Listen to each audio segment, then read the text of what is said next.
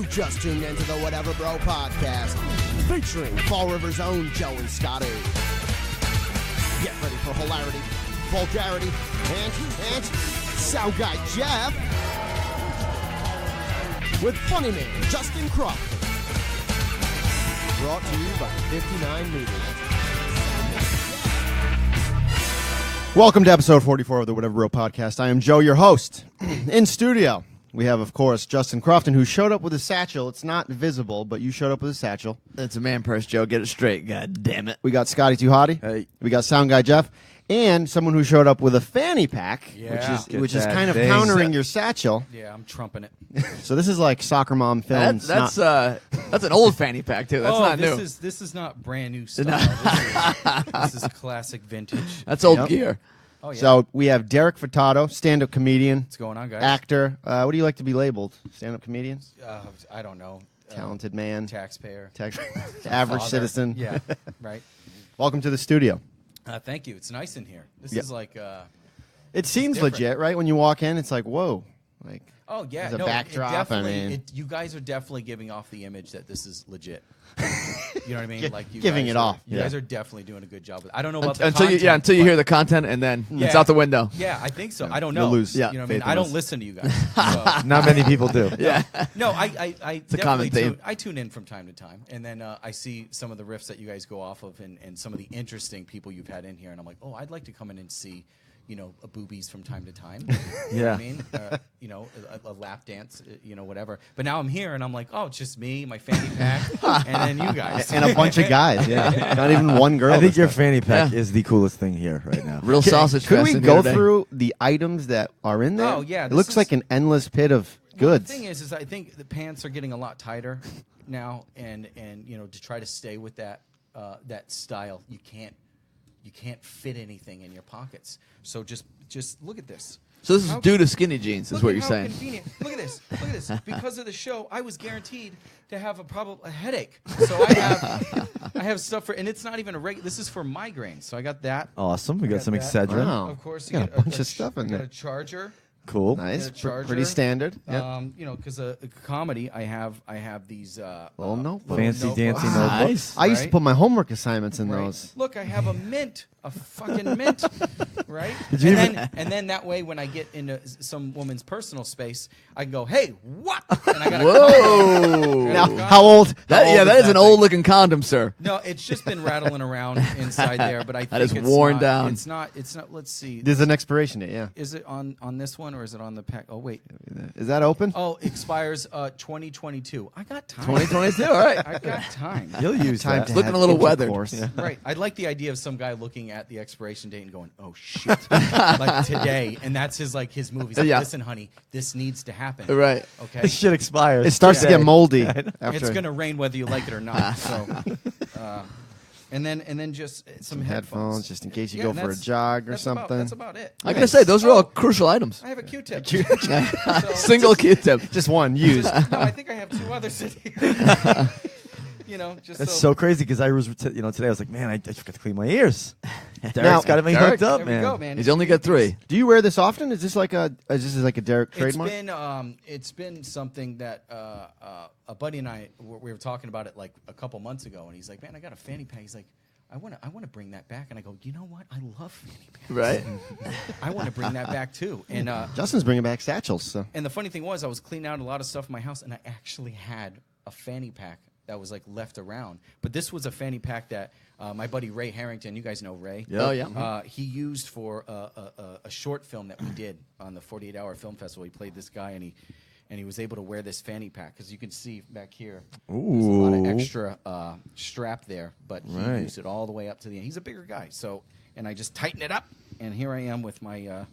Here, let me Very put on my- impressed. Now, that short that you just mentioned, was that, I believe I saw that, a guy on vacation, Yes. played by Ray, Yes. and everything is just sucks for him.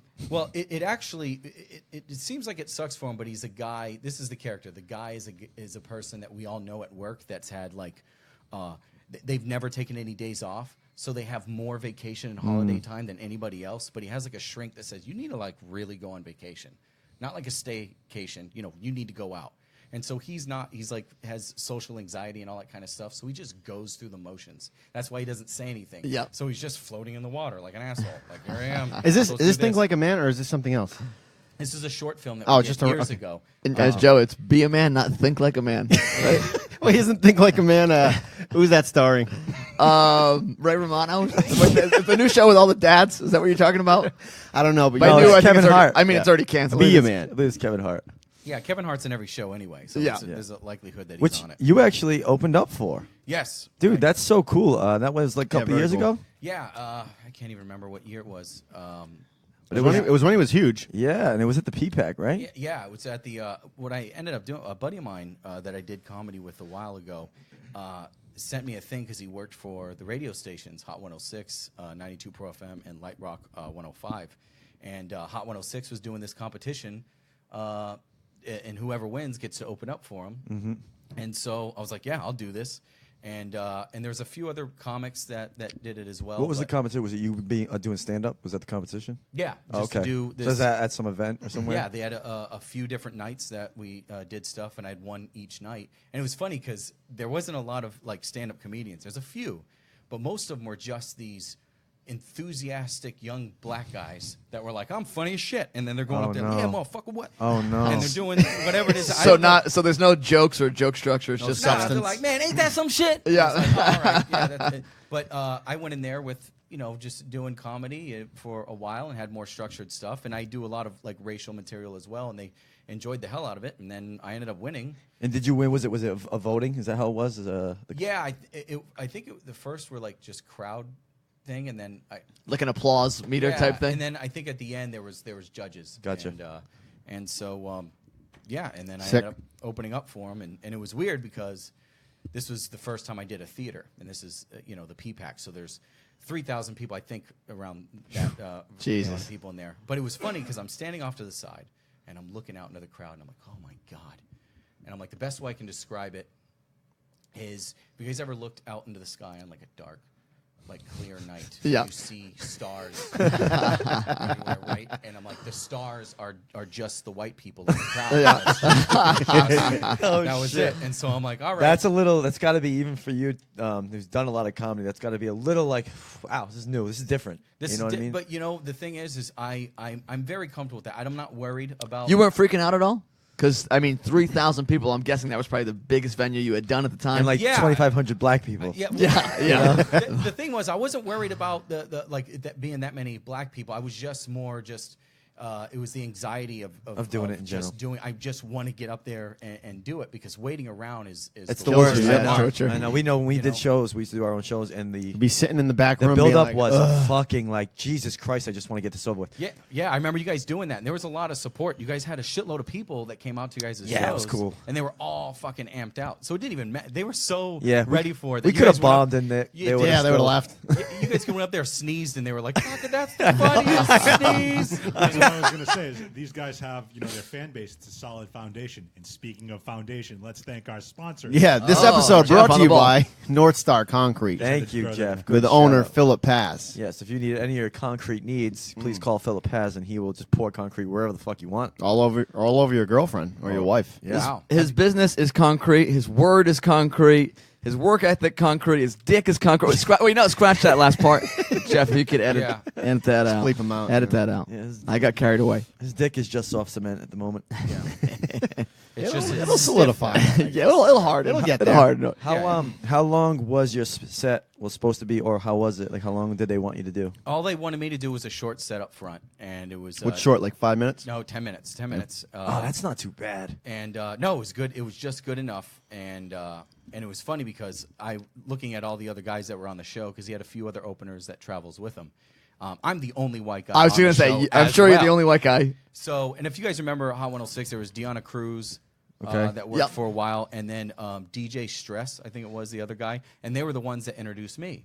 So all these people are out there. They both go out, okay? And I don't know if you guys know them. They're both white. And then they How'd that introduced- go? And well, no, they were fine. They were Yeah. just because they knew them from the radio Yeah. station, Right. And they're like in the winter, Derrick Furtado, and then I walk out. Now here's another white, and so the first thing I said to him, I'm like, guys, listen, don't worry about it, but as the show goes on, it will get darker. I was like, I needed to let them know. That's good. Because I didn't want them to feel like, what the fuck kind of tickets did we buy? They said Kevin Hart. You know what I mean? Who's this motherfucker? Right. Is this it the a third white white- guy? Is it a white guy named Hart Kevin? I don't know. Yeah. Like, you know, so.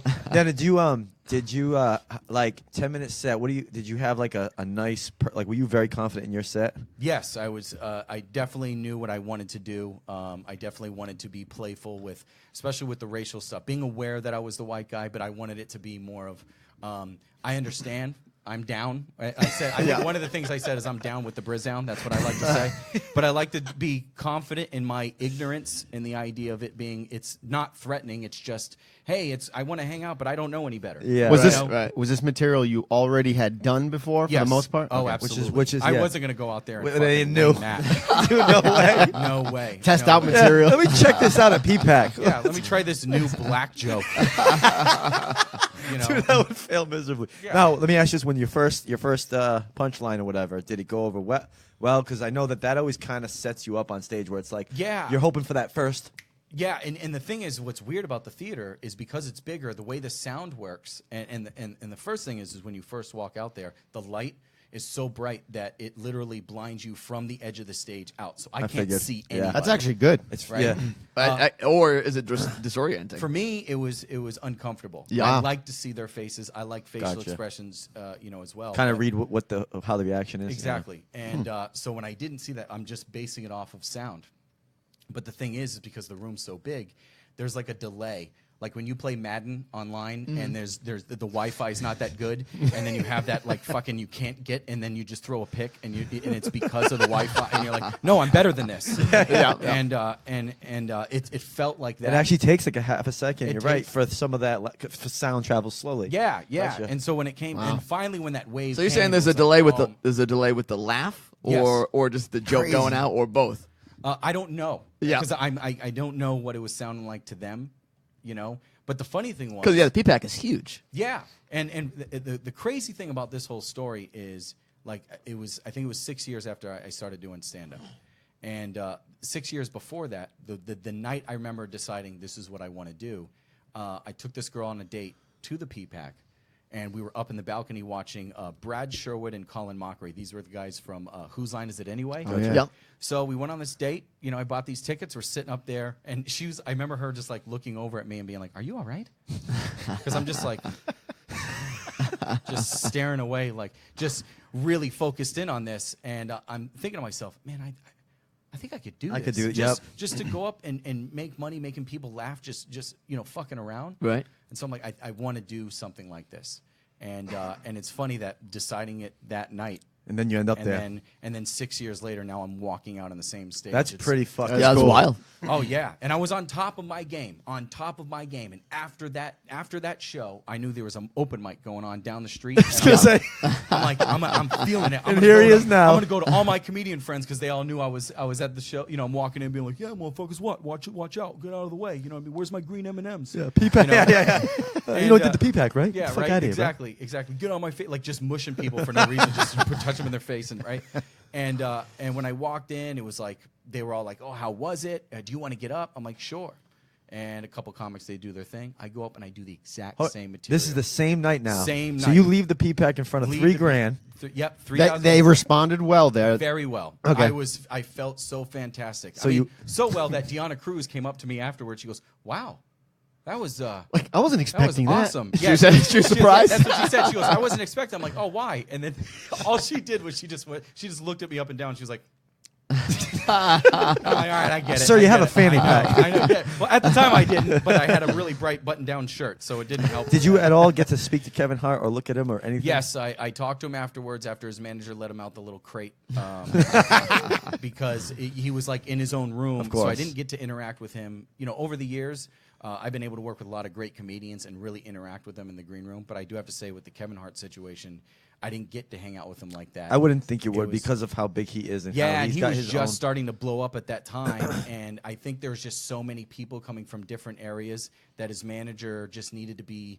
Kevin was really cool, but he needed a manager to be like an asshole, to be really strict, to make sure that nobody. That's interesting. You know, and so like at the time it was frustrating, but I realized that afterwards it's like, yeah, you know, Kevin Hart doesn't want the PR of him being an asshole. So he have to have this manager to kind of be a dick and be strict. Designated asshole. Yeah. But finally, I was able to meet him, and he just kind of was like, "Hey man, you need to get to New York, man. You got to do the da-da-da." And I was like, "All right." I patted him on the head, and then I pet him, gave him a dog treat, and I left. Thanks, buddy.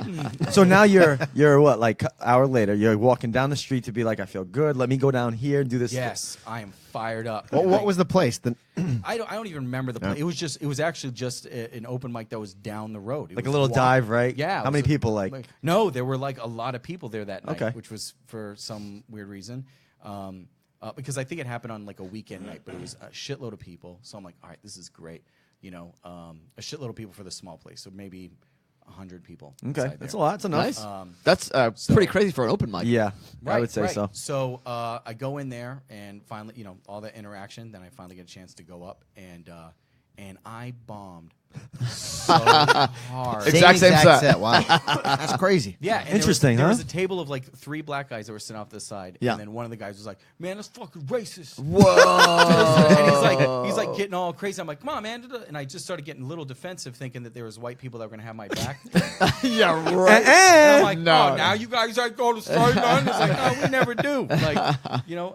Did you just say, I just opened up for Kevin Hart? Because that would be like the Yeah, fault. I kind of went there. I'm like, it was fine, just in like, nah, man, it was, you know, whatever. And so, I'm Man, like, that's you know, so weird. Yeah, that is weird. So at that point, I was just like, all right, fuck this shit. Put the mic back on. I was done with my set, and I walk outside, and then that same guy comes up to me. He's like, "Ah, man, I was just fucking with you, did I?" And I'm like, whatever. And he's like, no. He goes, somebody paid me 2 drinks to heckle the shit out Shut of up. me. Whoa, Somebody- man. So somebody, no, it's fine. It's like a because proxy I think heckler. it was like a comedian probably being like, let's fucking humble the shit out of You think it was one of One of your your boys? Yeah, gotta yeah, be. and I still don't know to this day, but That is but hilarious. Regardless, I'm happy that happened. Yeah. Because anytime I talk to other comedians, I'm like, comedy will humble the shit out of you by itself. You're right, Don't dude. ever get too high.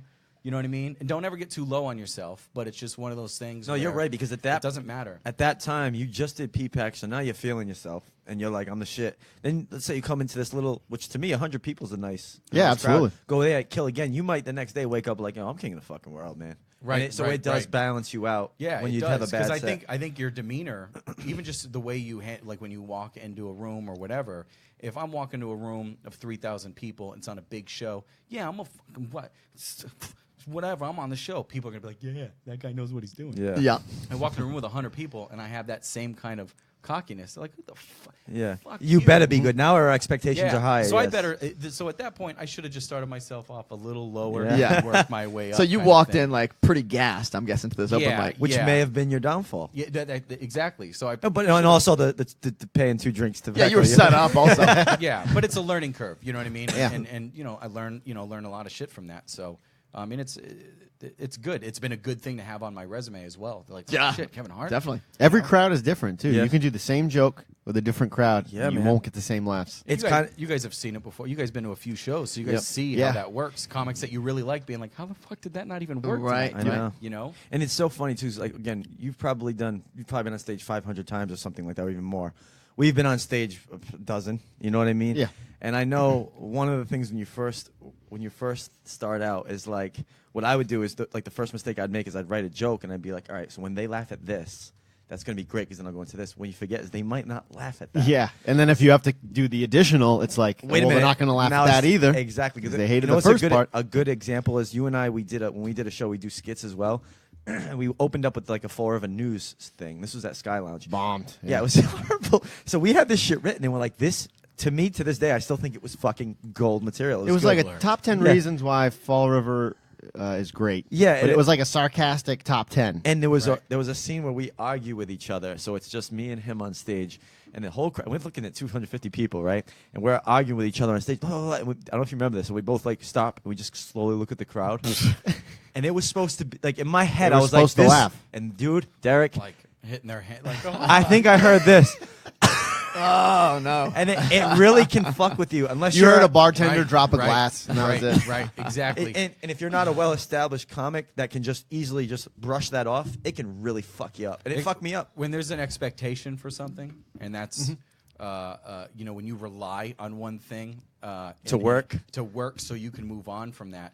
big mistake. You can't do that. You know what I'm saying? So Right. true. So true, man. It's just kind of one of those things where I when I talk to other comics, and I've even learned this myself, I'm like, don't just write things just to be funny, just because the joke is funny.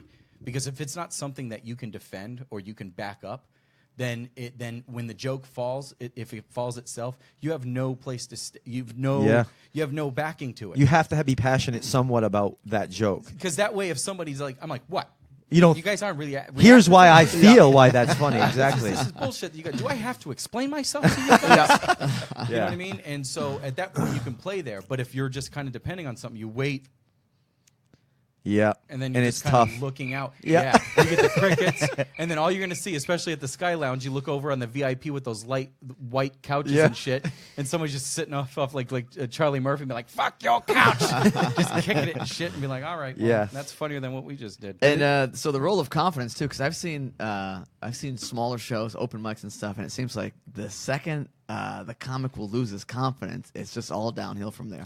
Right. Oh yeah. Right. It is, and you can But see even it, if you're- sometimes it's very uncomfortable, and you feel from you want to be like, bro, move on And sometimes from their jokes are even good, but once their confidence is gone, it's almost like think the audience about- isn't buying into it. Think for some about reason. this, like there's certain like Dane Cook, regardless of how you feel about him, there's jokes that I could say word for word the way he says the joke. Yeah. It will not work with me. So comedy and jokes are also a part of you and how you explain You it. got to learn your how you're perceived by people. Yes. You gotta know. You That's gotta pay the tough attention one. to who you are. Yeah, like can you do physical comedy? You might not be able to. There's comics that just stand there.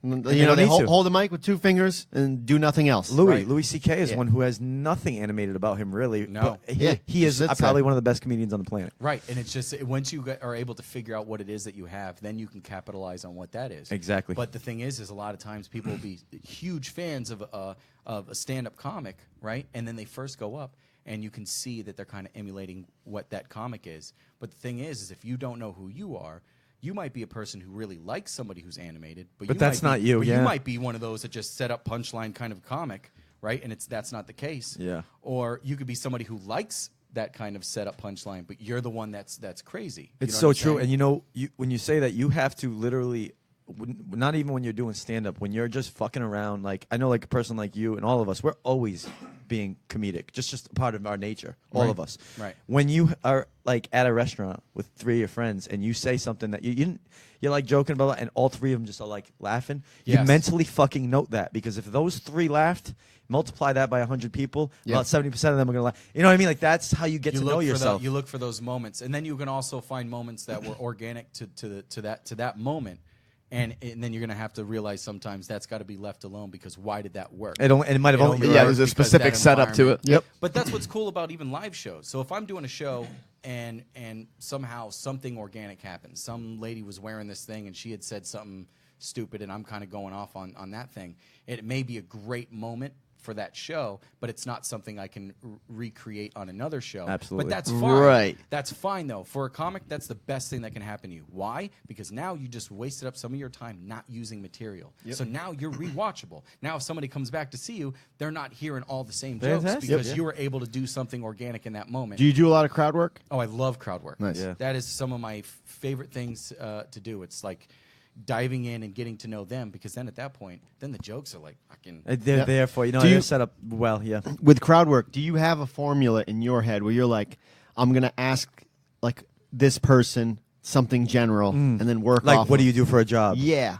Like I always wonder if people who do like John Parada does amazing crowd work. Unbelievable. What are you yeah. doing, brother? What do you do? What do you do? Hey, what do you do? And that's his line. He's gonna say, hey, doing? yeah, He man, is what do you very. do? He's very quick. Good. Yeah, he almost has. He doesn't have much material at all. It's pretty much all crowd work. Yeah, like, it's crazy. You'd say about 95% crowd Oh work. yeah, and it's great when you're Yeah, in it's that awesome. moment and the crowd is into that. The only thing that's, if you rely so much on crowd work, and there are crowds that are like, "Hey, could you not talk to us?" Yeah, like I'm right? not based on the setting. Like, hey, I don't really want to interact with you.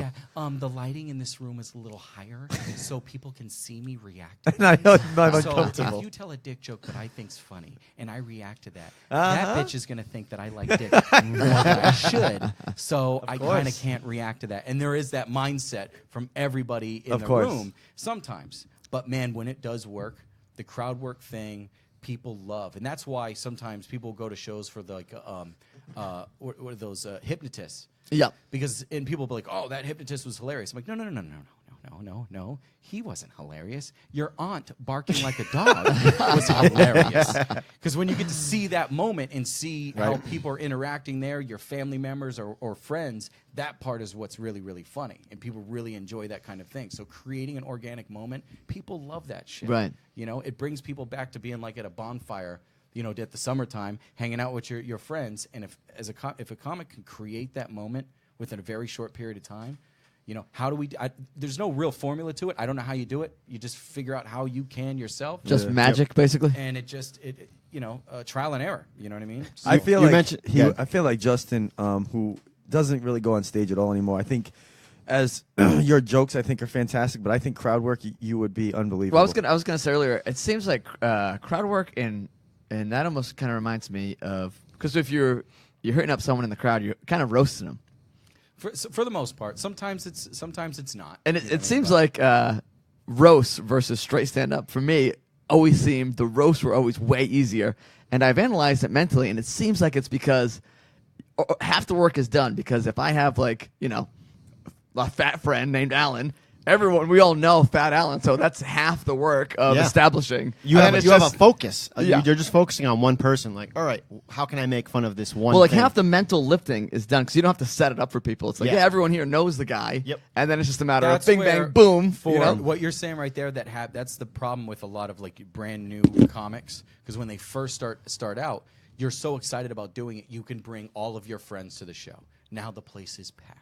Mm-hmm. And you're there, and you go up and you do your thing. Now you're killing, and they know it's because they know you and they know the situation. Your jokes that should probably be this long are this long, but the reason why they're very short is because you don't have to go through all the bullshit of explaining, because most of the people that are there already know who you're referencing. Exactly, and so right. you actually get to skip a few things. You know what I mean? Crucial things. Right. Yeah. But in your mind, you can picture that, and you know your friends can picture that. So that it's that detail that you don't realize until you're in front of a crowd that has no idea who you are, that you're trying to get to this punchline, and people are like, I'm missing something. Because here. you've only done half the work for that audience. Right, exactly. Derrick had mentioned that there are people in the crowd who don't want to be a focus for a comedian. There was one time at the Tap House, Ben Haig was the headliner, and our friend Wayne, he's a huge fan of the show. He watches every one of these, and he trolls us constantly. But he's not a type of person. He's not a type of person you want to focus on and make fun of. No. And he actually went up to Ben Haig after the show and was just like, "Hey, I just want to let you know, you seem like a good guy, but you shouldn't fucking do that to people you don't like." He basically threatened Ben. I kind of see where he's coming That's from. the last time Ben did a show in Fall River, I'm pretty sure. I personally, like, I'm a person who, like, I'm all for a joke, but look, I have mood issues, and sometimes I'm at a comedy show because, like, I want to be the person that's sitting down, not focused on it all. Yeah, relaxing. And right. You don't know what the fuck people go through every day. So, like, personally, me, I don't want to be focused on it all. I would actually get a little pissed off, like, yo, man, like, I ain't the one, like, go talk to somebody Depending else. on your mood. Right. Depending on my mood, correct. If I'm, you know what I mean? And what if I don't like that comic? You know what I mean? So that's one thing with crowd work. You really got to make sure you're. I would say know like your careful audience, maybe a little bit. You got to be. But the thing is before you realize certain signs that give you those moments of being able to move on, guess what? You got to fuck up sometimes. Yep. So sometimes you're going to be at a show in Fall River. Yeah. You're going to talk to the wrong person. And I know this city. You know what I mean? Yeah. I know how to deal with things and kind of like make references to get myself out of that kind of situation. Yeah. But if you don't know the area, sometimes, for the most part, people here are definitely all about like, hey, get filthy, get dirty, do all that shit. We don't care. We love it. But, if you bring it to them, they'll get like, what, bro? Yes, exactly. In our friend Wayne's defense, he did have a neck tattoo. So that was a red flag to Ben. Like, all right, you're already treading on thin ice. This guy's here. got a bunch of tattoos. Yeah. The opposite of that, know your crowd, which anytime I've been on stage, I've never known the crowd whatsoever. But I did Maya's show in Newport, and I remember just like the front row was just like all older people, gray hair, polo shirts. They look like they own boats, and I'm just up there doing like an abortion chunk, and I just like see an old lady just shaking her head at me like arms crossed, and her husband just stone faced, and I was like, oh dear, it's gonna be a long 5 minutes. Especially in a place like Newport, and I get so frustrated when I do shows there sometimes because when they get a little uppity for themselves, I'm like, don't even start. Because I lived in Newport for a year, and I go, I know what you people are. Yeah. I know what you people are. First of all, you're the real monsters. You don't know anything that happens off this island, so go fuck yourself. Yeah, exactly. You don't know real life. You think everything's far away. Yeah. Right. Okay.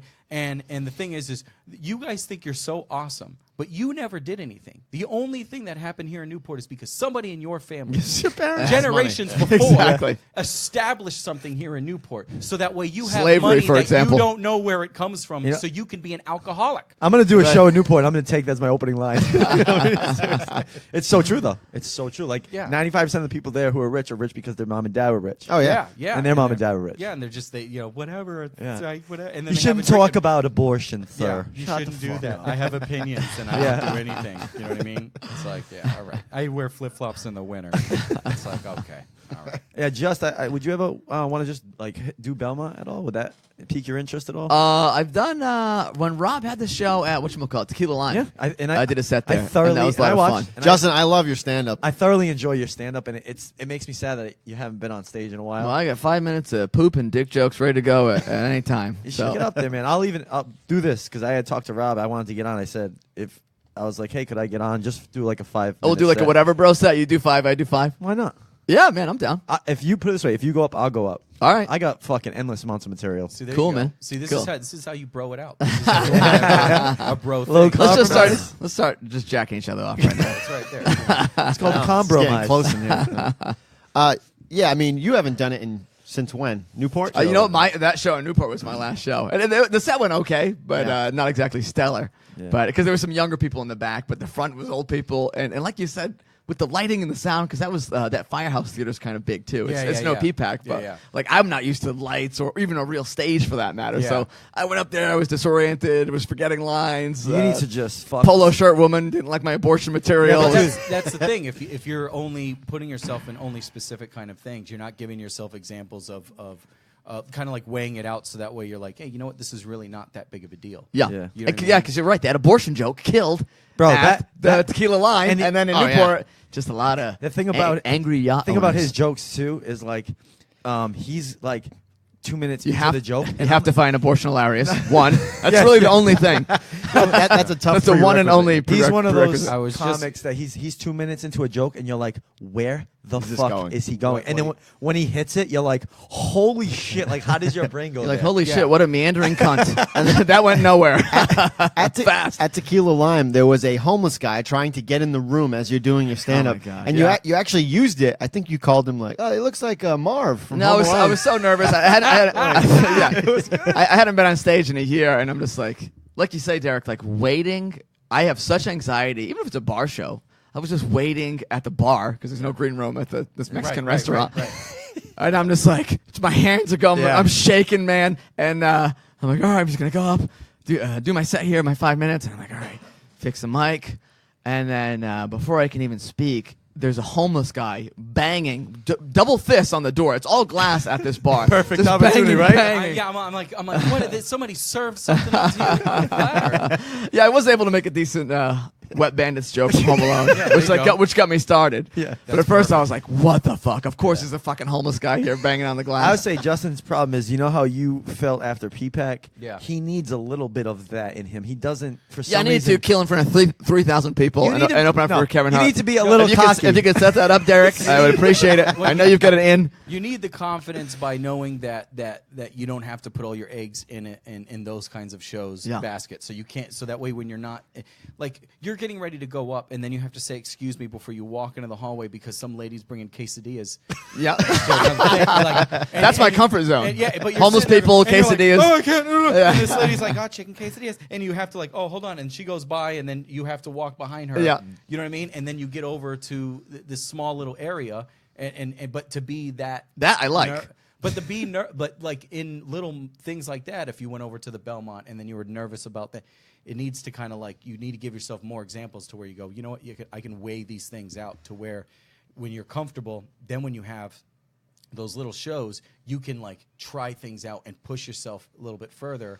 And so that way you don't have to rely at like 2 minutes in doing an abortion joke. You could take an abortion joke and put it in your back pocket and wait for these fuckers to do a miscarriage joke. Yeah, do that first. Yeah. But you know, it's funny. That one's not intentional.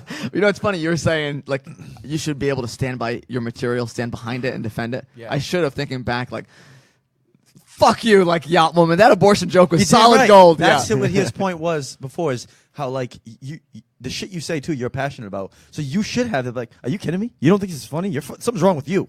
And I think you need some more of that attitude. It wasn't 5 minutes of just pure abortion material. It was just one little bit. You did talk about, like, dating a chick with a kid is difficult, because we had this separate conversation before you did stand-up, and we agreed, we're like, when there's someone's kid walking around of this girl you're dating, that is the embodiment of another guy's load. Yes, this kid running around. The single mothers loved that bit in the crowd. And there were a lot of single moms. There were a lot of moms in the crowd, and I saw a friend of ours, like, with a kid, and she was just the whole time just like, I heard a lot of ooh. Not from my end. Not dude. from Scott. I was slapping knees, man. I was crying. I don't want to be pouring cereal for somebody else's cum shot. That was basically it. I don't want to do that. So true. What? By the way, do you remember the abortion joke? I don't want you to say if you'll butcher it, but do you remember? First of all, I have to say this: we've been on this podcast for a little bit. Yeah, I've heard abortion joke. Like, we have to say at least like 25, 26 times, but casually. Yeah. We're just so, the abortion joke, you know? Just the throwaway. That's the general vibe around here. Yeah, Derrick. we're not here to argue about abortion. It's all just abortion. We're obviously pro-abortion, all of us. Yeah, but I like the fact that you guys always follow it with joke. You're not just sitting there, hey, talk about abortion. Joke. Do that, abort. Joke. Yeah. Just Yeah, do you remember that? Or because if not, you'll have to. No, I mean, I won't go into the bit because I don't remember it, but it was something about, like, I had a girlfriend that was pregnant, and then we had an argument because she wanted the kid to go to med school, and it was something like yada, yada, yada. How old was the kid? Well, this is an imaginary girlfriend. An imaginary kid. But it was something like she wanted the kid to go to med school in the future. And it was like, blah, blah, blah, abortion joke. He did end up in a medical waste basket. So this reaction, or it's like, you're going to get, and that's the thing about comics pushing the line, because you're going to get the lady that's going to be like, are you fat? Exactly. Not us sick are assholes. You serious?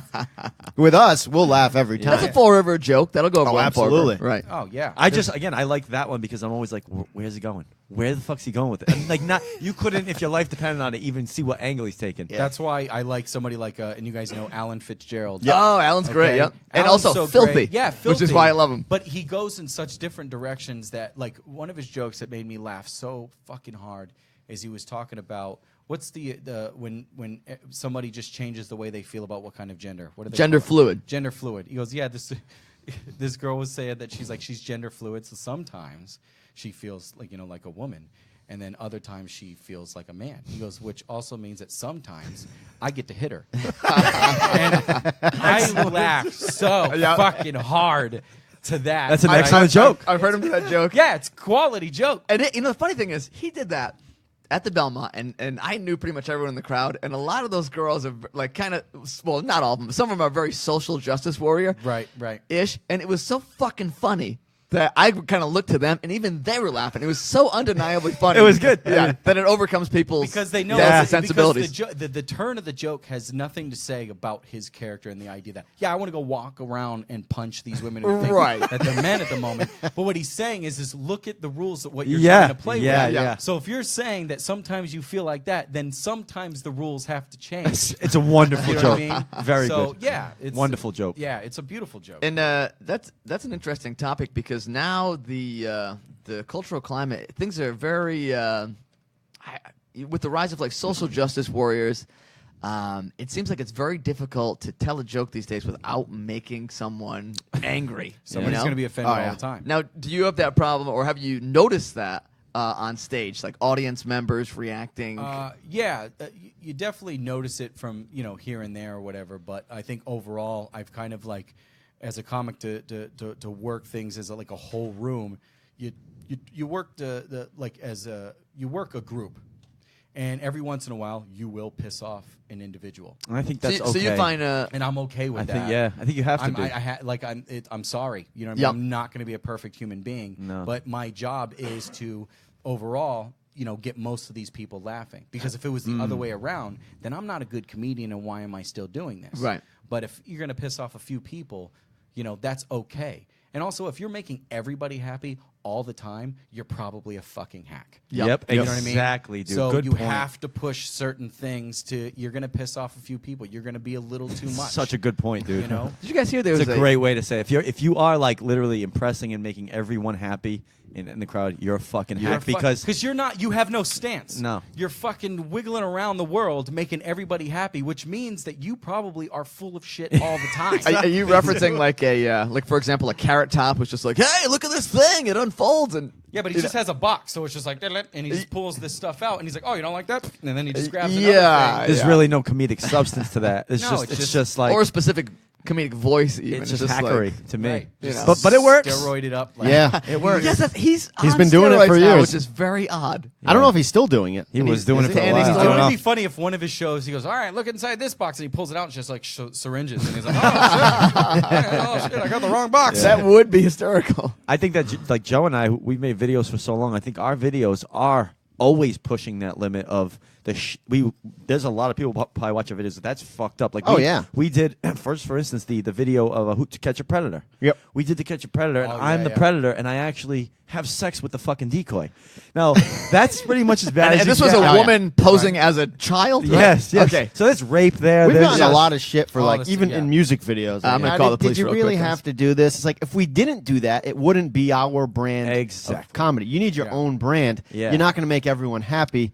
We've been told before, like, oh, you'd get more viewers if you didn't stop swear swearing so much. But that wouldn't be us. That would be the hackery that he's talking about. I am not going to abide by these so-called rules to expand. I wouldn't want to be like famous if we got there doing shit like that. Like, okay, we're not going to swear. Fuck that. And you don't want to waste your time paying attention to the naysayers of all the stuff that you do. Absolutely not. You got to pay attention to the people that are loving the stuff that you're doing. Because that's what I mean. Yeah. Those are the ones that that's really enjoy it. And so it's like, yeah, you know what? Fuck that. Because then at that point, who's going to spread your stuff? If like the person who didn't like it, but then you changed it to make them happy, what are they going to do? They're going to go, oh, thank God. Yeah. And that's it. Yeah. But if there's going to be somebody who just absolutely loves what you do for what you're doing, they're going to be more likely they're going to go and tell their people, hey, you need to see these And guys. that's what you want, yeah. You know what I mean? So you need to win over like those people who like what you're doing. You know what I mean? Yeah. Yep. And those, I guarantee you, those are the ones that the thing that they love about you is the one reason why somebody else was more critical on your shit, right? I'd also say too, like not only with stand-up, but like with the videos, I almost I swear to God, I challenge someone to be like, that's fucked up. Like I almost want it. Like so, I feel like if I was on stage doing my sort of material, I'd be like, I fucking dare someone to tell me why they have a problem with this. Not to be angry, just to debate them right there and be like, this is why this is funny. I've always wanted someone to make a video making fun of us just so we could respond. Exactly. Like and we've never had that. Yeah, we feed into that. So that would be amazing. Yeah. God, I would love it. It would be. Oh my it's gosh. almost like fuel. You know, you want someone to fuck with you. Like soon. I already think I don't care who it is. I'd be like, we're gonna destroy them unless they have fucking like a team of fucking I would just cameramen and yeah. I would love it if there was like a whatever dudes from Somerset, and then it's like whatever dude films. you know what I mean? And they're just rivaling you guys. You know what I'm saying? It'd be great for both of them. I think that's why there's a lot of like fake rivalries that go on. Oh, of course. Perfect example: Conor and fucking Mayweather. A lot of that shit is just fucking fruits and apples. You're absolutely fooped. I bet you when they saw that little picture came up of him wearing the jersey. Right, Conor McGregor wearing the jersey of C.J. Watson. Yeah, that's right. with Mayweather's wife. Right, and he's wearing that. And at that moment, you would think most men would be like, "Man, it's fucked up." I think Mayweather looks at it and goes, "Yes, money, good one, money." Yeah, right. Yeah, absolutely. And so does Conor, because Conor is the same way in regards to money.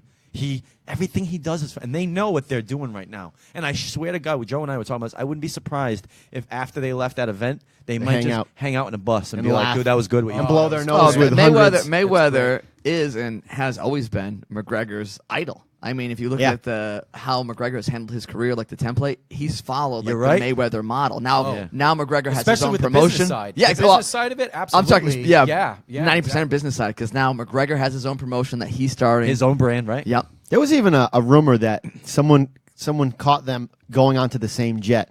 I would not be surprised. And I was thinking to myself, they're probably in there laughing Imagine right that. now, saying, "Look how much And we're look, going to make." it out might of not be that far, but I guarantee. Even let's say it's not like that. I guarantee both of them, when they hit that pillow at night, they're like, I don't hate that dude. Like, this is great what we're doing. Yeah. They're making like they're making $100 each other million money. each. Yeah, it's great. They You know? couldn't do Also- this with anyone else. And Like, think no about- other yeah. fighter, boxer, or UFC could make this this much money. Right, and think about this, because they definitely don't hate each other, and I'll tell you why. This is just one example. There was a time when Conor was up there and called them a bitch in front of his fucking daughter. If that was real anger and hatred, I'm sorry, any man, you have a daughter. No, wouldn't you just Right. Snap. I think as a man, you you would want to defend that kind of thing. But I think them knowing how all of this works, I guarantee you Mayweather was going to say, "All right, I'm going to bring you up here," but it's like a pod to the whole thing. Just Yeah. understand. Don't worry. That this Don't is take what it this personal. is. Yeah, Don't yeah. worry about that, because when he calls you a bitch or whatever he calls you, just know every time he says that, that's a new car. Yeah, so true. Exactly. So true. So He called- it's fine. He It's called fine. Mayweather a bitch. Yeah, not his daughter. Not his daughter. Okay. But like, just to like That'd be like, fucked up. You know, to come at you like that with your family right there, and he walks up to him and says it. I just feel like if there was real hatred and anger there, man, that wouldn't last. Also, Conor rubbed Mayweather on the head. I saw that. He That was, he just like give him a little. and Mayweather noogie. took it very well. He didn't. And he you wouldn't- didn't really he react. laughed. And He what- just laughed at it. It's like an old school like pro wrestling type. It thing. reminds me of WWF so much. It's WWE. That's all that it is. Yep. It's just Hey, but you set know up what? and I'm it works. fucking entertained. Damn right. Oh, we're all gonna watch that. Shit, out. goddamn right, man. I have a wedding that night. I'm somehow I'm leaving gonna early. leave that wedding. We're all at that wedding, and we're all plotting and scheming desperately to escape that wedding. What we're gonna do, I think, is knock Ryan out as we get married, put him on a stretcher, right. and just bring him into like some or bar that's playing it. How about another shot? It's Yeah. your wedding day. How about another shot? It's He's your gonna wedding get day. wrecked. How about another shot? Right. Bride and groom are. So great. yeah. It's 7:30. Yeah. Where are my friends? It's 7:30. Keep drinking, guys. Keep drinking. Oh shit, man. We'll figure something out. But yeah, you're right. It's I gotta working. watch that. It's working. I don't think Conor. We've talked about this, right? I don't think he stands a chance, but I think it's gonna be so entertaining to watch.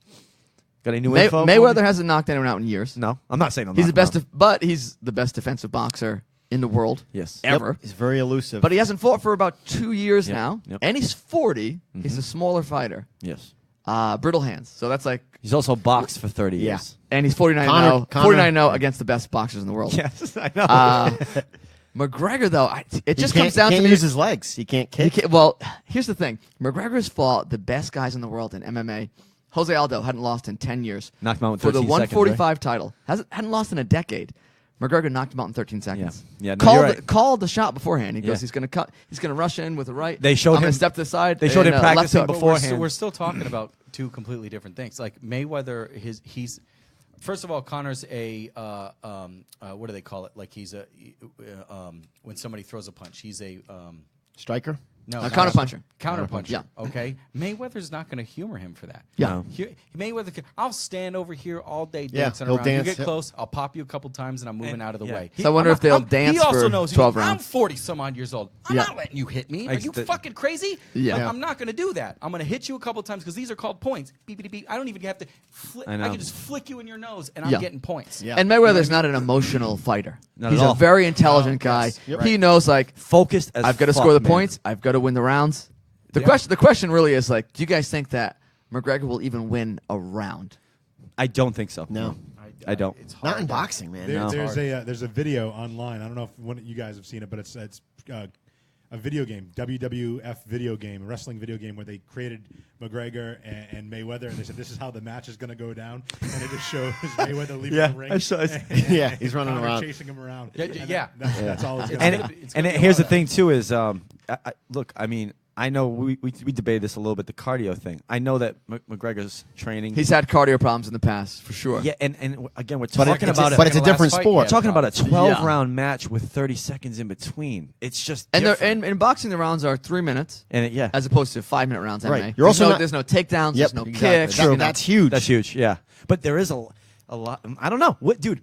Honestly, nobody fucking knows. That's and that's why what's fun. we want. That's why we're gonna pay $150 for the We fucking don't pay per view. know how that's going to work. Yeah. and It's I gonna think be that's fun. the weird thing because Yeah. the thing is we all know that Mayweather is not going to allow him to hit him. That's the most.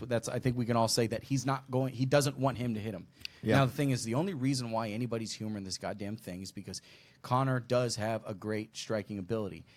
and knockout power. And Yes. so Which is huge. So there's that X But factor. they're saying just that little sliver right there, just one little slip up, that could be a He could difference knock maker. him out. Absolutely. He could knock or him at out. least even stun him. And once you stun him, that's when you know what I mean. That's he the other has idea- a puncher's chance. The idea of a puncher's chance, knocking Mayweather down once is already The, like yeah, a the win. world would end if for one knockout. I know. Dude, tell me we wouldn't. People would not be like Even if he- outside their mind. If Even he if I he would jump tripped, out of the even if window he just wherever I tripped was. and Yeah. fell, if Yeah. it wasn't a Yeah. knockout, Even people if would Conor flip lost out. after that, like, I'm good. Yeah. I think I'm good. Well, that's what people are saying. Mayweather's got his 50-0. Conor McGregor went in there and showed that he could fucking Yep. knock Yeah, this yeah. And motherfucker made down. Last a 12 shitload rounds. of money. Made $100 million.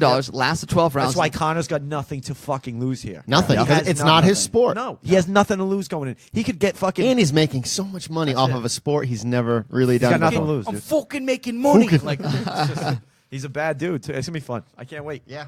Very excited. oh, it's Actually, gonna be great. And then he's gonna be on Saturday Night Live after and all the shit. It's gonna be so much fun. Yeah. oh yeah, be huge it's a spectacle. It's a fucking spectacle. I'm so excited for it. Speaking of the UFC, I was actually at the UFC. Yeah. You went to, This Saturday in Long Island. I saw him on TV. I saw you. Joe saw me on TV. Oh, you did? Yeah, I did I several had, times. He was in like the second row. Fuck yeah. Just one of those once in a lifetime random things where like a friend of a friend, like knew Dana White from Boston when he was like growing up, doing boxing promotion there, and so like I got cage side tickets. Like you can't buy these tickets. Like the front row people were like 20 yards behind us. Holy I was with the shit. media. I was with the fighters' family. Like cage side, you could hear. That's You crazy. could hear the thuds. You could see the sweat burst off of the guy's head when Amazing. a punch would connect. Beautiful. And my friend Christine went. She's like a hot Asian chick. She got me the tickets because we're big fight fans. Yeah. I've been watching since I was a kid. I'm a total fight nerd. And you guys know Bruce Buffer, the ring announcer. Yeah. Like, and now fighting out of the red corner. Yeah. Thirsty for my friend Christine. No the way. sexy Asian, yeah. In between on, rounds, Bruce. He was coming over in his shiny ass suit, and he's like, "Hey, so how you doing? Yeah, like, what's Look going at on?" Bruce. And he kept coming in. And How are you? And I was like, "Christine, please Suck his dick. There's a fuck future Bruce in it. Buffer's dick or fuck him, just so I can tell a funny story later."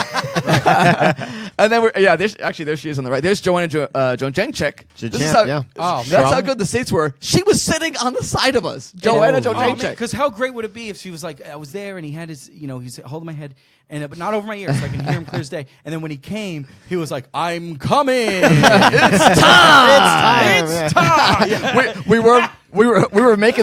were making those jokes because we're saying he's an older guy. He's getting all like this weird groupie pussy, but like these are the girls who like didn't fuck the fighters but fucked the announcer. So like they're weird girls. He probably has some quirks. So when you go to Yeah, fuck what him, weird little Yeah. kind of things like that. Yeah. does he announce like the act as it goes on? Like, and now coming out of the blue trousers, he stands 6.1 inches high. He's wearing the purple veins. It's my cock. Crowd goes wild. But he was Fantastic. That's a good one. he was a hungry man. Oh, shit. Wow. Yeah. He Yeah. wanted Christine, huh? But it was wild, man. We got the backstage passes. Not to sound like a total groupie. But I felt like an out of place doofus. Yeah, Justin actually sucked Dude. Bruce Buffer's dick. I would have fucked Bruce Buffer for the story. But just to get into the section, because it's like, like I said, you got to be So you friends. raising your hand. Going, Yeah. If she won't, I'll go ahead. Yeah, Bruce. After the show, here. I'll do anything. But I'll just to shave get for you. yeah, just to get in the special section, like on the floor by the cage, it's like, all right, like Joanna goes in. She's the strawweight champion. The guy's like, yeah, moves the rope, no problem. My hot Asian friend goes in, no problem. Me and my friend, you guys know Josh Wood, we're just like, derp. The guy's like, whoa, whoa, whoa, whoa, whoa, whoa. Who the fuck Let are me you? see those tickets. Yeah, They looking at us, like a quadruple check. Oh, of course. And he's like, I guess you guys can fucking come in. I don't know what happened, but It's almost like that Wayne's World thing where it's like my girlfriend's in there and they're like, there's a lot of people's girlfriends in there. yeah, exactly. Every time I saw him on TV, he was taking a photo. Dude, I was just like, I can't believe it. I can't believe it. Flash. Every time I looked at you, your phone was flashing. Oh man, I was a total. Well, good for you, man, to be that much of a fan for that long and be able to say that's a great experience, dude. That's Yeah, we ended up backstage. This is kind of a funny story. You guys know Dominick Cruz? He's the former bantamweight champion. I don't. 135. He does the announcing too. If it's not a major card that Rogan will do. Was it's- Rogan there, by the way? No, because it was a fight night versus like a. I would have like went a over and hugged him and got It arrested. wasn't a pay-per-view. Love Joe Rogan, man. Dominic. First First of all, Chris Weidman, it's the UFC Long Island card. Chris Weidman, the main event fighter, is fighting. And Joe, I know you know Chris Weidman. If you guys don't know him, he's a great fighter. I always root against him just because he wears the American flag out. He's very 1980s, America. Yeah, a little it's overkill. we get it, dude. It's America. We're all Americans. Right. Where's your 2x4? Yeah. Dude, he's an in shape hacksaw Jim Duggan, and he's very And that night, USA. We're in fucking Long Island. Yeah. Yes, look, we're not defending against ISIS here tonight. And he's always and at the end of every fight, if he wins, it's like, do you want to thank Jesus Christ and God? Wonderful. No wonder you root against him. I root against him every time he fights. But, it's fun. He's a great fighter. I like him as a fighter, but it's fun to root against people. Yeah. It's like WWE, as Jeff was saying earlier. Need a bad guy. Favorites. Yeah, but I just think it's sad now at this point that if anybody wears anything that's like an American flag, that it's no longer a thing where people are like, man, that's really cool. That's patriotic. It's more like, I bet you there's a high probability that guy's racist. Yes, exactly. And it's like, it's never like just a patriotic thing anymore. What a good point. That's when I see any of that, like instead of seeing I see a pickup truck and they got the flags in the back. I used to think, hey, that's a neighbor that would help me move. Right. Now I'm like, that's a neighbor that that hates black people. Yeah, that's move a body, a darker body. It's such a good point, dude. Yeah. I subconsciously now, every time I see an American flag, I'm just like, this guy probably likes Trump. Well, think about it. And it's sad that we feel that way, but I think it's because that's been the marketing tool so much that it's actually kind of shifted its way to be a part of what that is. Well, you're right. They probably are racist, though, looking at it logically, because how many times have you seen the pickup truck with the American flag and then the secondary Confederate flag also flying? It's like about 35% of the time.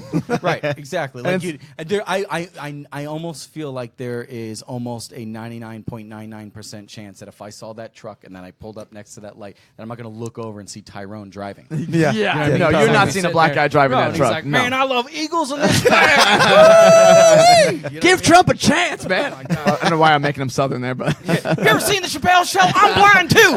Just drive straight through. So true. One embarrassing story from that UFC Long Island card is we get the backstage bracelets, again, the quadruple check to get back there. The hot Asian, no problem. Yep. We go back there and it's like, Chris Weidman just won.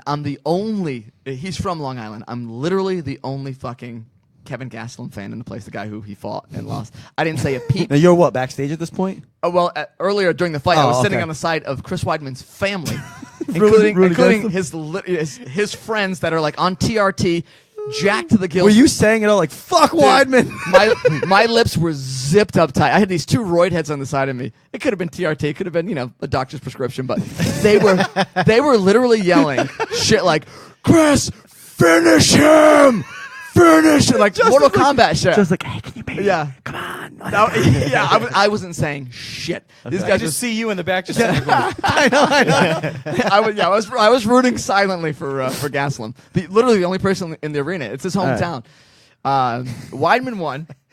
Place goes nuts, and I end up in the back room with him. He's there just doing the interview. Just, Chris Weidman's father comes over, and in the past, Chris Weidman's father in the UFC, he's kind of a known character because he's so excited about his son that in the past he's seized the mic during an interview. They're interviewing his son, after his son lost the title. Alonzo Ball material. Yeah. The dad grabbed the mic and was like, "Let me tell you something.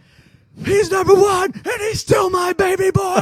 He's my son." Man. And Chris Weidman is like, embarrassed. Dad. and just so embarrassed walks. So I'm in the back. Thanks, Daddy.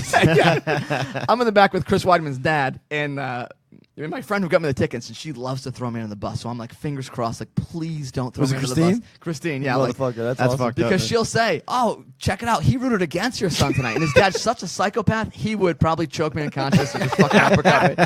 But so he's talking to me and my friend who always throws me under the bus, mind you, and knows that I rooted against Weidman the whole fight, and he's like, "Guys, I'm so excited, so proud of my boy. A lot of people rooted against him tonight." And I'm thinking me, I'm the only guy that rooted against him. He goes, "People doubted him, and he showed them that, he still had it, and, fuck everyone who doubted him." And I'm like, Exactly. "Yeah, man, that's crazy. He's just such a great fighter." And I'm waiting for Christine to throw me under the bus. Thank God she did it. I'm like, thank God.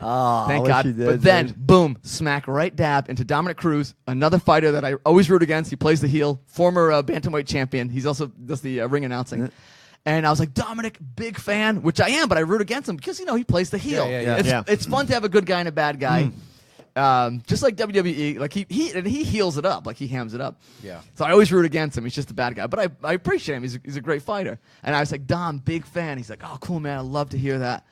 And Christine's like, let me get a picture with him. I go to take a picture. She goes, he was rooting against you your last fight.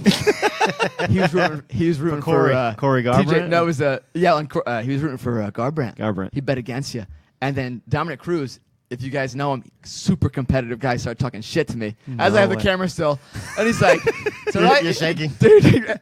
He was for years the bantamweight champion in the UFC. He could have twisted me into a pretzel and then kicked me through the roof. I would have immediately put it just on video and recorded it. I'm just gonna hold it right here. Oh man, police evidence. He starts shit talking me. He's like, "It's all right, man. Everyone needs friends. Everyone needs haters too." And I'm like, "God damn it, Christine." I think that's awesome that she did that. He's talking shit to me, and then he thinks it's my girlfriend, so he gets competitive. He's like, hey, you know what? Maybe the reason why he doesn't like me so much is because you like me so much. How about that? Huh? And I'm like, yeah, cool, man. Like, yeah. Whatever that you must say. have hurt him because he thought that was a good one, too. Yeah. That's not my girl, sucker. Very embarrassing. But yeah, she's banging Bruce Buffer, man. You can't hit that. Buffer called dibs tonight, bro. So. It's time.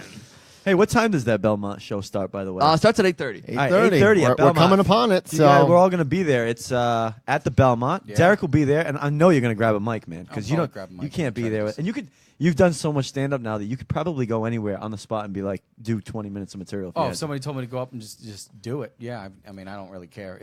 He's got the P pack under his belt, opening up for Karen Hart. I think he can handle the Belmont. No, but I meant like with no preparation. Like, no, I don't mean Belmont. I meant like, let's just say you were. I mean, I have when you do stuff so much, it's kind of like just right there. Yeah, got you. have go-tos. But like when you know more of your material, the idea of adding something new is easy because if you're a new kid that goes to a school, right? If you're the new kid, it's so much harder to remember everybody's name because you're brand new and there's so many people. That's like being a new comic. But if you're somebody who went to that school and then now you meet that new kid for the first time, it's easy to remember that one kid's name because you already know everybody else. And that's what it's like being experienced. You're doing stuff for a while. So it's kind of like, it's similar to like we used to, if you would put me and Joe on video on spot, like years ago, we probably would be like, Now you literally, no matter, I could wake up out of a sleep. Right. You just press record. around, Right. We just know what to do. So it's the same thing. It's just, that's your craft. So Did you learn that through over repetition. Doing it all the time. I mean, it doesn't matter. We can go there and fucking wing it right now. Let's do it.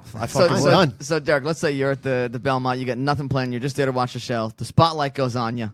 The spotlight at the Belmont, which they have installed there. Yeah. You can just go up with no prep and just bang out a set, no problem. Because you've been doing comedy so long. Yeah. You've got a set just I'd probably cemented. just spend the first few minutes talking about why they just sprung it on me. Right. You know what I mean? Yeah. I'm like, And oh, then wow, I got sprung out to be doing a nice little special spot here at the Belmont. Oh, my God. feed off that shit, yeah. I meant to ask you, was there one comedian or celebrity you met that you were like, this dude is down to earth, awesome? Like, do you have like a favorite person you met? And maybe the opposite, too. Well, like who's a dick and who's there's cool? There's been a lot of really cool people. Like the cool people that I've met, and Ralphie May is one of them because that's the guy that I travel around with a lot. He's become a good friend of mine. Oh, yeah, you actually toured with Ralphie. Yeah. And that's awesome, man. I'm going back. I'm going to be at the, for those who are paying attention, if they want to go to the Cape Cod Melody Tent, August 11th, I'll be there opening up for them. Is that a music and comedy festival? No, it's just it's a venue that's got that circle, like a vicious circle, like Dane Cook had. Oh, okay. Whatever, So the crowd all the way, and then the crowd's like all the way around. All right. That's cool. So it is a comedy festival. No, it's just a comedy show. Like a festival is like there's a whole bunch of comedy. I don't know shows why and I'm thinking different like things of a going on. Bonnaroo type-ish like a festival. It's just a thing, that we're doing together. But I've worked with him. I've worked with Tommy Davidson. Oh, my God. Awesome. Living Tommy Color. Davidson's the shit, man. Oh, my God. D.L. Hughley. Okay, Let's see. Patrice O'Neill before he passed Oh, away. man. Whoa. He's a fucking legend, dude. Oh, dude, he's like my favorite. Unbelievable. Yeah. And I don't know. There's so many different people that I've worked with over the years that, and for the most part, they're cool.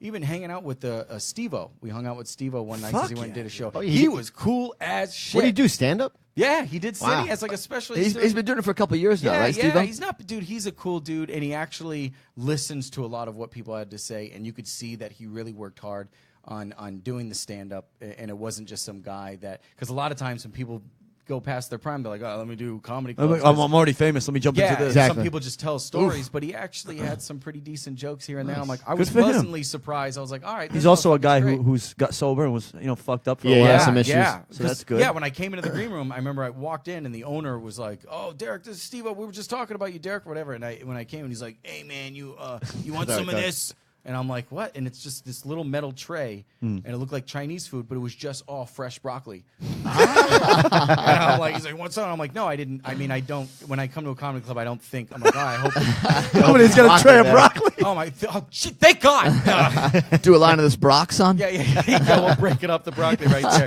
I think it's a little bit better when it's cauliflower, a little more white involved or whatever, but it's okay. Yeah, because he was a guy that was just into drugs, into coke, big time, and then he just went totally clean. Yeah, and so I mean, good for him, with all that shit. 'Cause, his buddy ended up passing away. In the Ryan Dunn. Yeah. So that after I met him, it actually happened like I want to say 2 to 3 weeks after I had met him that went down. Fuck. And I'm sure that even more of that kind of solidified him even more, being like, I'm definitely not going to be touching this shit anymore. You know what I'm saying? Right. So he was cool. For the most part, I haven't really met too many like assholes, and if I have, I really don't remember them because I don't put too much weight on that kind of thing. Just kind of put more weight on the people that have been positive, had a positive. It's a good way to look.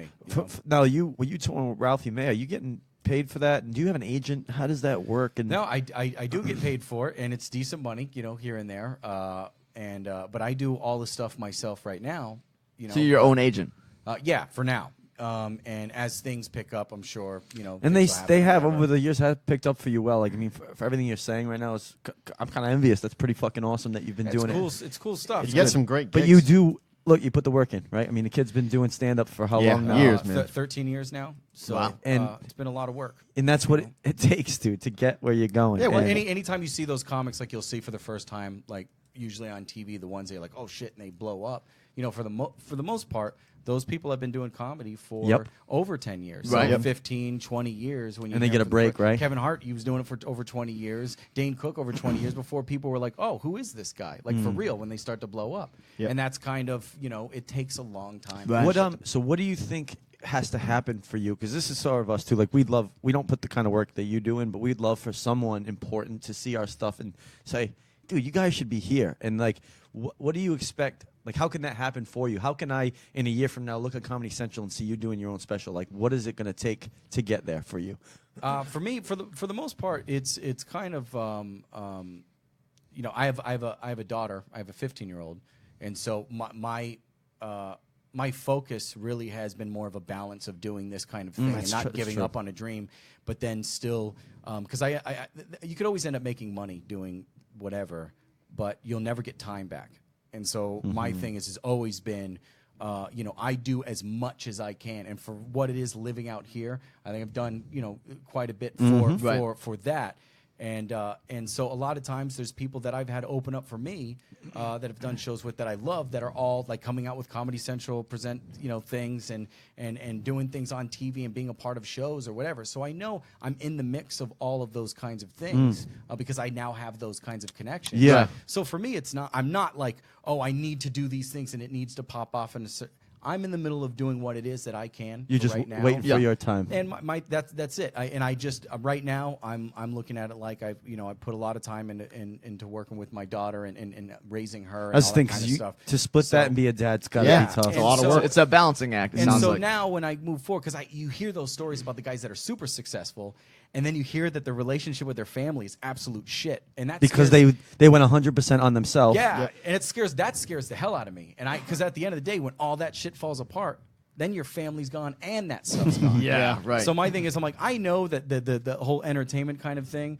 will be like it'll just be this thing, and it'll go itself back down. But if I establish this thing with my family, my daughter.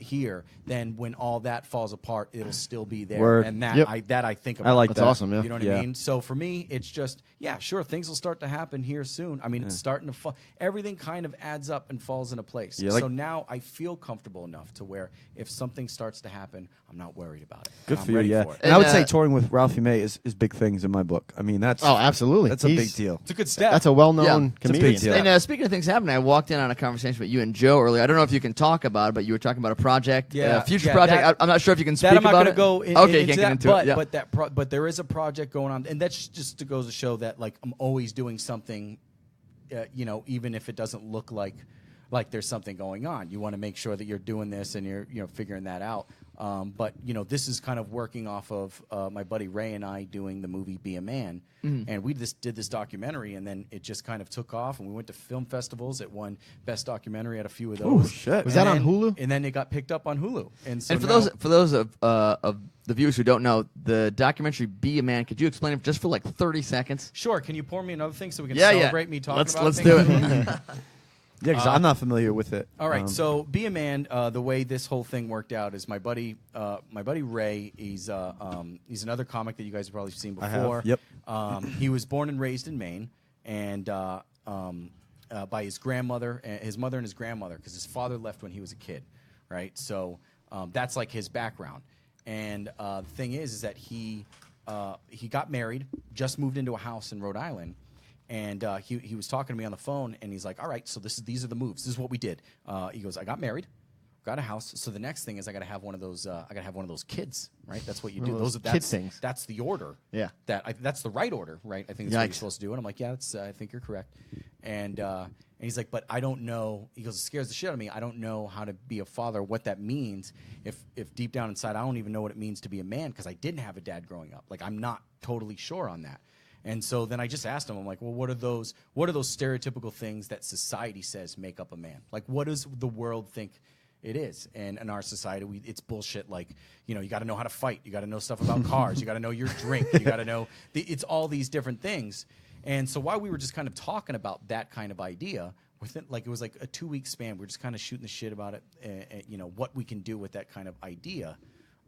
His wife said that she was pregnant. So we're like, let's get this shit together. So we got a bunch of camera stuff, a crew together. And then for 9 months, we went on this journey to find out what it meant to be a man before his kid is born. And so along that journey, he got in the ring with 5-time world championship boxer Vinny Pazienza. He was able to try out a bunch of different cars, from sports cars, even driving around in a DeLorean. The actual Back to the Future DeLorean. Whoa. Like the ones that you see now that are done in all the reenactments when you saw it on The Tonight Show and any kind of thing that you see, that's like a Comic-Con. That's the exact one. And these guys also have the another one that's not street legal, because this one is the only privately owned actual one from the Back to the Future movie. That's it. And so we were able to go to this place and do this whole thing. Another thing with Ray trying out a bunch of different drinks to find out his man drink within a very short period of time. So of course, I love that it's all like what it means to be a man. Yeah, and all that stuff. So we have Biff from Back to the Future. He's in the film. Get out of here. Oh, awesome. Vinny Paz in the film. We got Doug Stanhope that's in the film. Nice. We have Steve Ranazizi from the show The League on FX. He's on it. You can find this on Hulu if they. It's on Hulu. So if anybody has Hulu, you can see it on there. And so you already subscribed, so it's free. But if you also want to check it out, it's on iTunes. It's on Amazon. You can go and check out all those different places. How much TV time do you get on this? You're in like the whole thing? I am like if you want to look at any kind of Chris Farley and David Spade movie. You're the sidekick. I'm David Spade. But here's the funny thing with our characters is that I am like Chris Farley and David Spade's body. Yeah, he's more like David Spade and Chris Farley's body. So it's kind of that kind of dynamic. So it works out really well, and it's a lot of fun. It's hilarious, and it's heartfelt too. There are people that have cried at the end of the movie as well. Fuck yeah. Nice. So Yeah. it's That's awesome, man. It's touching. worked out really well. So Be a Man, So anybody's got to check that out. Yeah, I still got to watch that. I still don't know how to be a man, so I should watch it. Yeah. I don't know what I'm doing here. So. Yeah. It's a good. So thank you.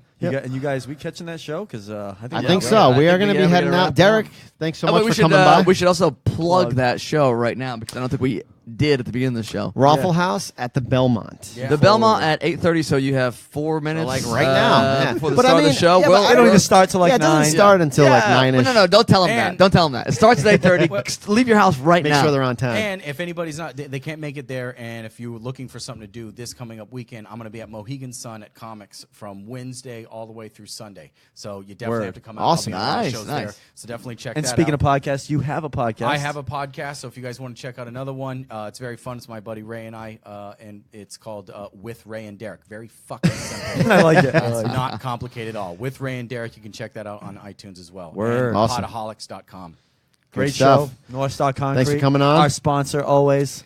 Philip Paz, North Star, and Pachico's Furniture. Get your fucking your cement, Yeah. Furniture. You want to buy furniture? Come and get it. What is it, Pleasant Street?